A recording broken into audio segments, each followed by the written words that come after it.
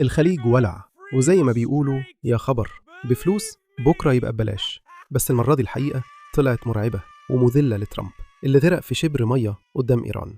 الحكاية بدأت لما ترامب عمل هيصة ومؤتمرات لعملية سماها مشروع الحرية عشان يفتح مضيق هرمز بالقوة. بس الخطة فرقعت في أقل من 48 ساعة، والكل بقى بيضحك عليه. السفن اللي كانت ماشية في حماية المدمرات الأمريكية اتضربت بدم بارد، وترامب لقى نفسه عاجز يرد أو حتى يحمي قواعده اللي اتهرست من الدرونات. التقارير المسربة فجرت فضيحة عسكرية. 16 قاعدة أمريكية في الخليج اتهدمت، و228 مبنى عسكري بقوا تراب، وكأن القواعد دي ملهاش صاحب يدافع عنها، والدفاعات كانت بره الخدمة.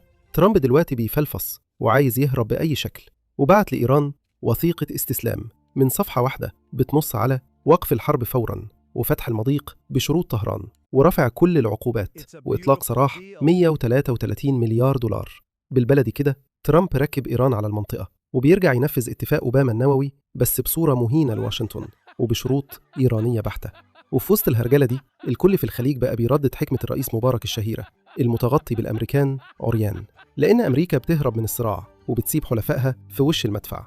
إيران دلوقتي بتأسس هيئة المضيق زي قناة السويس كده عشان تفرض أتوات ورسوم على السفن، والصين قاعدة مزقططة وفرحانة بالإذلال اللي بيتعرض له ترامب في مياه هرمز. حتى المواطن الأمريكي بيلبس في الحيط، لأن جالون البنزين كسر $4.5، والمضيق لسه مقفول زي الحيطة ومحتاج شهور عشان ينضف من الألغام. تفتكروا دي نهاية أسطورة الهيمنة الأمريكية في الشرق الأوسط، ولا الورقة الواحدة هي اللي هتنقذ ما تبقى من ماء وجه ترامب؟